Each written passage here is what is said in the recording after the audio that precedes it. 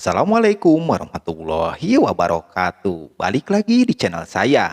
Di video kali ini saya akan membawakan alur cerita anime yang berjudul Remonster episode 1 dan 2. Oke, tak usah berlama-lama lagi, langsung saja ke alur ceritanya.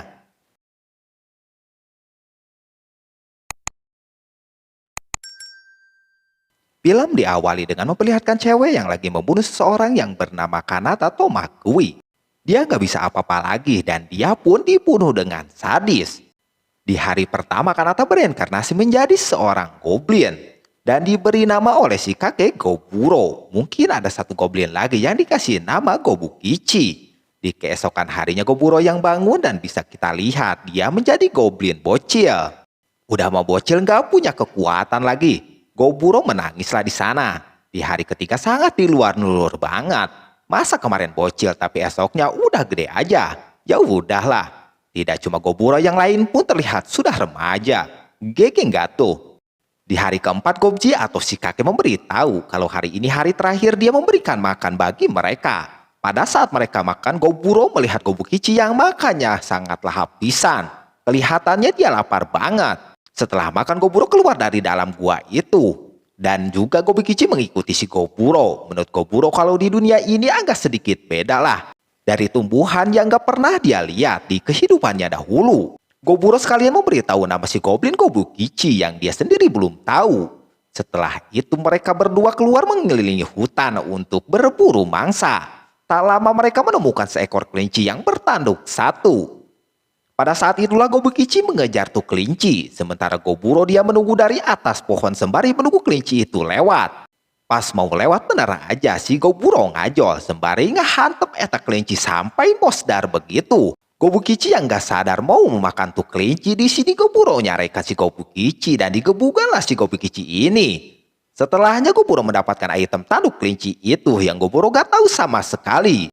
Goburo yang mau makan daging kelinci itu terlihat si Gobukichi ngelai sampai banyak banget. Dan di sanalah Goburo memakan daging itu berdua. Sembari berterima kasih kepada Goburo, Gobukichi makannya lahap banget. Di hari kelima sama halnya dengan kemarin, mereka memburu lagi hewan lagi. Dengan taktik yang sama, mereka kembali dapat seekor kelinci lagi. Tapi sekarang Goburo memakai tanduk yang kemarin dapat untuk menjinakkan si kelinci itu sendiri. Item pun terupgrade menjadi tanduk sedang. Seperti biasa, Gobukichi makan dengan lahap banget. Sampai sore hari pun mereka terus berburu tuh hewan. Di hari ke-6 pas di gua ada seorang cewek yang bernama Gobumi. Dia senang mendengar Goburo dan Gobukichi yang memakan daging kelinci bertanduk cenah.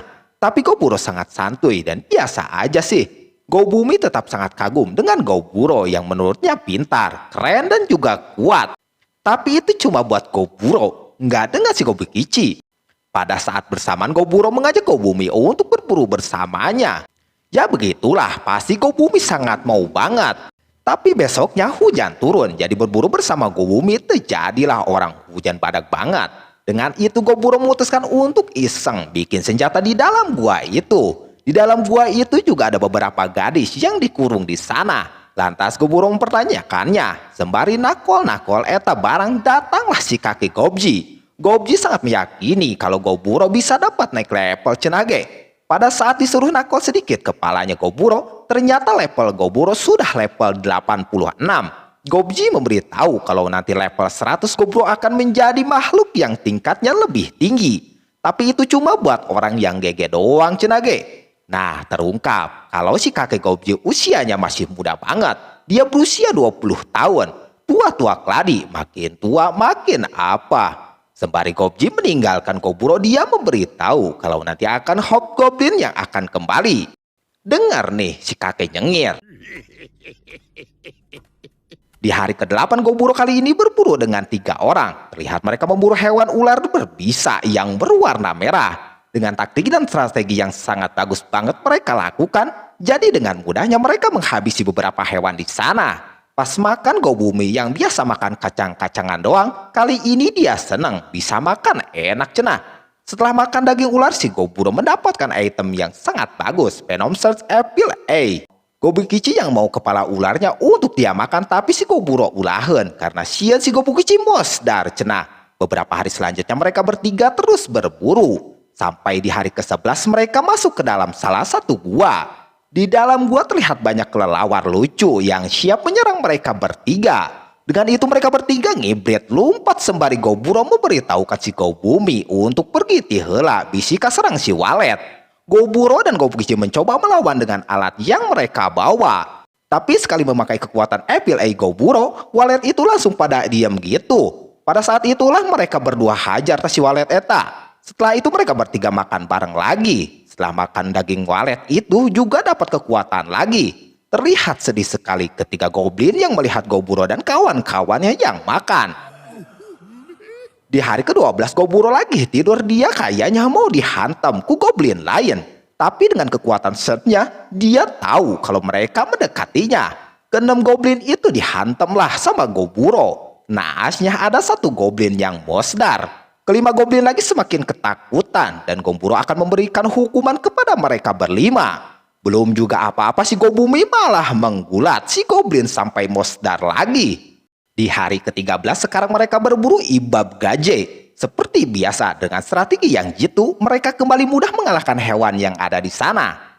Sama halnya seperti sebelumnya, setiap makan daging pasti bertambah kembali kemampuan dari si Goburo ini. Karena mereka bertiga makan daging Ibab Gaje itu terlalu banyak, jadi Goburo meminta mereka berdua untuk bungkus daging itu dan diberikan kepada Goblin yang ada di base camp. Para Goblin sangat tidak percaya dengan apa yang dilakukan Goburo ini. Karena para Goblin yang lain belum makan beginian, jadi mereka sangat lahap banget dalam memakan daging itu. Goburo yang lagi tidur terlihat ada pengumuman kalau level dari Goburo ini sudah maksimal. Pas itu juga ada pilihan ya atau tidak, dan Goburo memilih ya aja. Walaupun dalam memilih dia setengah sadar kosna. Di hari ke-14 pasti semua kaget. Seluruh badan dari Goburo berubah atau sekarang berbentuk manusia seperti biasa. Ada rambutnya juga dong. Goblin yang berubah dalam 14 hari doang, tidak cuma dia sendiri, tapi Gobukichi sama dengannya yang berubah juga. Gobumi yang melihat dia terlihat atoh begitu. Sama halnya dengan si kakek yang atoh juga melihat mereka berdua berubah. Tapi sekarang sudah berubah, si Gobukichi mau latih tanding dengan si Goburo. Goburo pun hayu-hayu aja. Pertarungan yang sebenarnya berimbang, tapi di sini Goburo lebih cerdik karena pukulan yang dia layangkan masuk terus ke muka si Gobukichi. Dan latih tanding mereka berdua pun dimenangkan Goburo. Pada saat bersamaan Goburo merasa kalau sekarang mereka dalam bahaya. Bahaya itu ada si Gobumi yang ngintip dari tadi. Sugante ada monster nu bahaya teh. Padahal masih Gobumi. Sekarang diperlihatkan sang serigala yang memangsa hewan kecil di dekatnya. Setelah itu serigala pun melihat Ibab Gaje. Karena Ibab Gaje hari ini larinya pelan, jadi serigala bisa mendapatkan Ibab itu sendiri. Mereka bertiga yang sudah mempersiapkan strategi bagus dengan panah yang dilesatkan Gobumi tepat sasaran. Goburo dan Gobukichi maju dalam menghadapi serigala itu. Dengan senjata yang mereka bawa, mereka bisa menghabisi tuh serigala dengan ejetnya. Kalau ini adalah bos dari serigala itu, dia memakan tuh serigala. Dan ya seperti biasa lagi, dia mendapatkan kembali kekuatan. Sadar terlalu banyak mereka buru, di sini Goburo memberikan kembali makanan lezat ini kepada Goblin tuyul kembali. Karena merasa bersyukur, para Goblin pun berterima kasih kepada mereka bertiga yang sudah ngasih makanan lezat yang begitu banyaknya. Dan si Goblin cewek meminta untuk diajarkan mengalahkan monster cenah. Dengan senang hati Goburo akan mengajari mereka untuk berburu binatang yang ada di hutan. Goburo memberitahu mereka kalau sekarang dia berteman dengan dirinya ini. Lantas semua Goblin sangat atoh bahagia mendengarnya, dan saat inilah sekarang Goburo diagul-agulkan semua para Goblin. Di hari ke-17 terlihat ada yang mengerikan, yang mana ternyata itu orang kayaknya. Di mana Gobji juga Goburo mendoakan yang terbakar di situ. Pada hari ke-26 terlihat para Goblin lagi berlatih. Dan terlihat Gobe sangat kelelahan. Selagi Goburo melatih para Goblin, di saat bersamaan datanglah segerombolan Goblin. Pada saat Goburo dan Gobukichi mau maju, si kakek menghentikan mereka. Ternyata mereka yang datang itu adalah tim penyerang. Juga kakek menegaskan mereka adalah bapak dari generasi si Goburo. Goblin yang datang tadi membawa atau menangkap ciwi-ciwi gelis pisan. Jadi mereka membawa cewek ini untuk dijadikan belam-belam sama si Goblin. Tapi si Goburo nggak suka dengan itu. Makanya dia nyamperin si om-om Goblin yang di sana yang bernama Hobuken. Goburo meminta kepada Hobuken untuk membawa si gelis ini. Mendengar itu Hobuken marahlah. Melihat Goburo mau digeplak sama si Hobuken, para anak buah Goburo terlihat marah. Si kakek malah culanga-celing ngegaje. Pada saat bersamaan datanglah dua cewek cantik. Nama dari mereka ini adalah Hobusato dan Hobusei. Hobusato meminta untuk bertarung aja cenah, supaya tahu siapa yang lebih hebat. Dan sekalian nantinya yang menang akan dijadikan ketua. Pertarungan itu juga jangan pakai senjata. Dengan tali aja si Goburo menang mudah banget. Gobji kaget dengan kemampuan yang dipunyai si Goburo. Karena Goburo menang, jadi dia mulai sekarang menjadi pemimpin desa di sini. Setelah itu Goburo mengamankan kelima cewek gelis ini ke dalam gudang kosong. Dan memberitahu si gelis kalau para goblin gaje gak akan menyentuh mereka. Dia juga meyakinkan mereka kalau Goburo sendiri gak akan macam-macam terhadap mereka ini. Juga akan sesegera mungkin mereka akan dikembalikan ke desa manusia. Goburo tidak mau apa-apa dari si gelis. Satu yang Goburo mau, kalau dia pengen tahu tentang pengetahuan manusia. Terungkap 5 cewek gelis ini ternyata ditangkap pada saat mereka lagi dalam perjalanan bisnis. Dari sekian banyak yang ikut rombongan, cuma cewek gelis aja yang gak dibunuh sama si goblin. Karena cewek mayan buat blam-blam. Pada saat itulah kelima cewek itu menangis. Di hari ke-28, Goburo datang membawa makanan hangat untuk si gelis. Terlihat juga mereka sangat senang juga menggembira selagi mereka makan ini. Goburo juga berpikir kalau mereka bisa dimanfaatkan juga di sini. Yang mana menurutnya si gelis yang terlihat linglung ini sebagai seorang pandai besi. Gelis kembar koki sekaligus penjahit, si kacamata ahli kimia, dan si rambut merah sepertinya prajurit pemula. Siangnya Goburo yang memimpin latihan, terlihat ada beberapa goblin yang ngeluh. Dan bisa kita lihat Goburo pun langsung menggibengnya. Di hari ke-31 Goburo latih tanding bersama Gobukichi. Dan setelah selesai Goburo yang mau tidur, dia mendengar beberapa goblin yang ada blam-blam ke tempat si gelis. Dengan cepatnya Goburo datang ke sana dan menghajar mereka yang mau melakukan hal-hal tak senonoh itu. Hobuken yang kayaknya paling sagna dah nih goblin. Goburo meminta maaf atas kejadian ini dan si rambut merah menangis sembari memeluk si Goburo. Mendengar ada keributan, Gobukichi dan yang lainnya nyamperin ke sana. Kebetulan banget Goburo menyuruh Gobukichi dan yang lainnya untuk menyeret tuh Hobuken keluar. Dan juga Goburo meminta Gobumi untuk membangunkan semua goblin supaya berkumpul di sana. Ternyata Goburo akan memberikan pelajaran kepada Hobuken dan rekannya juga. Dengan diberikan pelajaran begini mungkin semua goblin nantinya supaya nggak macam-macam terhadap Goburo ini. Atas hukuman itu Hobuken menjadi yang paling berat dan dia pun musdar di keesokan harinya. Hari ke-32 terlihat mereka yang mau mengalahkan hewan kuda. Kuda itu sedikit kuat, tapi dengan tali laba-laba yang dipunyai Goburo terus dibantu Gobukichi, kuda itu pun musdar deh. Seperti biasa setelah makan daging Goburo mendapatkan item atau kekuatan lagi. Pada malam harinya Goburo yang lagi tidur dia disamperin si gelis dan ikut tidur bareng di sana. Di hari ke-33 di pagi harinya Goburo melihat tidak cuma si gelis merah yang ikut tidur bareng, melainkan si Gobumi pun ikut ternyata. Dan Goburo pada saat malam itu dapat banyak. Di siang harinya Gobe terlihat sudah berubah menjadi Hobgoblin. Dia senang dengan perubahan itu. Juga sekarang diperlihatkan beberapa ketua untuk berlatih dengan para goblin. Karena mungkin Goburo sangat sibuk dengan pencarian mangsa lagi, selagi Goburo sendirian dia mencoba kekuatan yang dia punya. Di mana untuk pertama kalinya Goburo menggunakan kekuatan sihirnya. Dan ya bisa kita lihat si kuda sampai copot gitu sirahna. Goburo pun sangat bangga dengan apa yang dia bisa lakukan.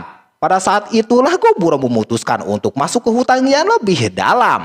Setelah melihat jejak-jejak yang ada di sana, dia pun mengingat perkataan si Gobji waktu itu. Yang mana ngomongin tentang soal hutan utara. Di hutan utara itu terdapat beruang merah yang sangat ganas cenah. Dan Goburo meyakinkan kalau inilah tempat yang dibicarakan Gobji ini. Tak lama benar aja datanglah seekor beruang merah itu. Dengan percaya diri yang dipunyai Goburo, dia tidak akan mundur dan akan melawannya. Sihir yang Goburo berikan kepada beruang, terlihat beruang itu masih bisa bertahan. Malah beruang itu semakin marah banget. Cakaran demi cakaran beruang lakukan kepada Goburo. Dan Goburo cuma bisa menghindarinya. Goburo yang melakukan serangan balik pun sama hanya kayak tadi. Beruang masih kuat. Dengan tali laba-laba beruang semakin ganas. Dan terlihat sang beruang merah menyemburkan api ke area hutan itu. Beruang yang akan pergi dari sana. Di sini Goburo kembali lagi mencoba untuk melawannya. Pada saat itulah pertarungan semakin seru, di mana beruang yang menyemburkan api di saat bersamaan juga Goburo mengeluarkan sihir. Setelah ada kesempatan, Goburo menublas pedangnya ke dalam mulut si beruang. Beruang masih memberikan perlawanan. Sadar pedang Goburo yang masih nyangkut, dia yakin kalau sekarang beruang gak bisa menyemburkan apinya lagi. Dengan kampak yang dipunyai Goburo, dia bisa mengalahkan beruang itu sendiri. Dan di hari ke-34, Goburo memakan daging beruang merah ini. Seperti biasa, Goburo dapat lagi kekuatan dengan makannya daging beruang merah. Dan yang lebih kaget di sini dalam pemberitahuannya, si Goburo ini akan menjadi ogre. Pada saat itulah Goburo memilih iya. Setelah pulang, para goblin gak mengenali si Goburo. Tapi beda dengan Gobumi yang tahu kalau ogre ini adalah si Goburo. Nah, inilah akhir dari episode 1 dan 2. Gimana kelanjutannya? Tunggu di video selanjutnya. Wassalamualaikum warahmatullahi wabarakatuh.